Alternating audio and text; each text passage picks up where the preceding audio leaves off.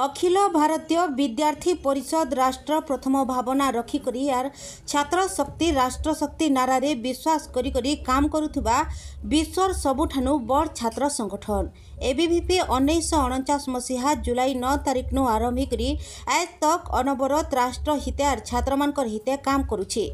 ABVP रो सबु बछर सदस्यता अभियान होती आर तार सदस्यता नुही कही कि से विश्वर सबुठानु बड़ छात्र संगठन है बोलिकरी सबु बछर बागिर ई शिक्षा वर्ष रे भी सदस्यता अभियान जून मास ठानु आरंभ होइबा। एप्रिल मासर 20-22 तारिख ने झारसुगुड़ा ठाने हेतिबा प्रांत आर समीक्षा योजना बैठक रे 2025-26 शिक्षा वर्ष रे ओडिशा पश्चिम प्रांत रे तथा ओडिशार पश्चिम रे 14टा सांगठनिक जिल्ला रे 1,04,000 सदस्यता करबार लक्ष्य रखिथिबार बिलके बरगढ़ जिल्ला रे भी 7,000 सदस्यता करबार लक्ष्य धार्य करिछे। ई शिक्षा वर्ष रे एबीवीपी पूरा छात्र संसद निर्वाचन लड़वा लगी भी प्रस्तुत अच्छे। ओडिशा पश्चिम प्रांत रे 331टा महाविद्यालय आर 7टा विश्वविद्यालय शाखा आर प्रति ब्लॉक मुख्यालय रे तथा 118टा जगह ने नगर शाखा घोषणा करबार लक्ष्य नैतिबार बिलके बरगढ़ जिला रे भी 12टा नगर शाखा आर 30टा कैंपस शाखा घोषणा करबार लक्ष्य रखिछे।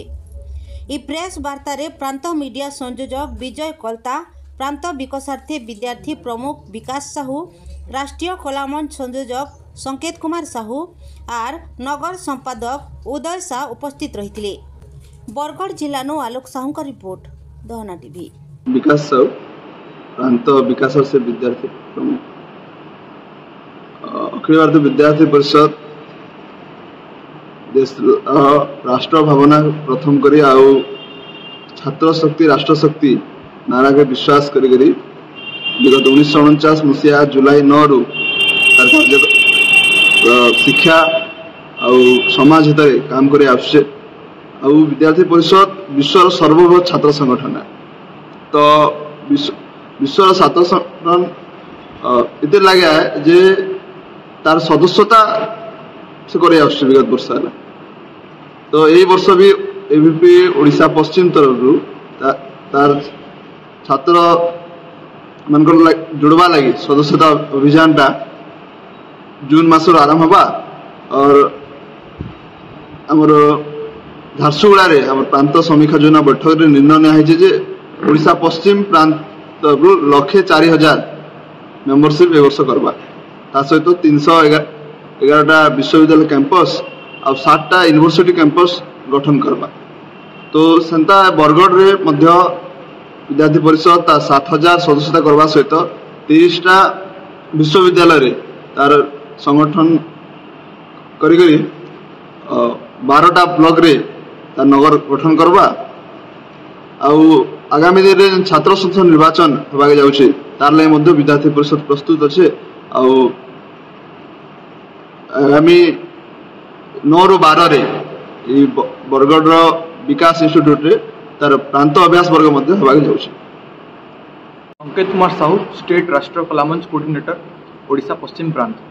देखुन एबीवीपी ओडिशा पश्चिम ए वर्ष सदस्यता अभियान नहीं प्रत्येक वर्ष एबीवीपी रो सदस्यता अभियान नहीं ए वर्ष बरगढ़ जिले में एबीवीपी बरगढ़ तरफ 7,000 रु ऊर्ध्व सदस्यता करवार निष्पत्ति नहीं। तार संगे बरगढ़ रो प्रत्येक नगर रे 12टा नगर रे नगर सम्मिलनी तार संगे 30टा रु ऊर्ध्व कॉलेज रे यूनिट घोषणा करवा लगी एबीवीपी बरगढ़ निष्पत्ति नहीं। आगामी 9 ରୁ 12 4 दिन धरिकी जून 9 ରୁ 12 4 दिन धरिकी स्थानीय विकास रे एबीवीपी ओडिशा पश्चिम प्रांत प्रांत अभ्यास वर्ग आगामी दिन हबार के जाऊे जेमती कि ओडिशा पश्चिम प्रांत 14टा संगठनिक जिल्ला रु पिला माने छात्र नेता माने विद्यार्थी माने कार्यकर्ता माने एबीवीपी ओडिशा पश्चिम प्रांत अभ्यास वर्ग के आसबे अभ्यास वर्ग रु प्रशिक्षण नहीं जीवे और छात्र संसद निर्वाचन लगी प्रस्तुत हे। आपन जानी दिबे जे 6 वर्ष हला पूर्व सरकार जे नवीन सरकार थिले छात्र संसद निर्वाचन के कॉलेज रे बंद कर रखी थिले। ए वर्ष आम राज्य सरकार ओडिशा रो आम उच्च शिक्षा विभाग तरफ रु प्रेस माध्यम रे कहाई जे प्रतिक्रिया दिया जे ए वर्ष अक्टोबर पूर्व छात्र संसद निर्वाचन करबे सेति लगी एबीवीपी संपूर्ण भावे प्रस्तुत अच्छे। मुई प्रेस माध्यम रे कहबा ले चाहूचे जे ए वर्ष एबीवीपी सबु यूनिवर्सिटी रे कॉलेज कैंपस रे पैनल रे ठिया और विजय लाभ कर।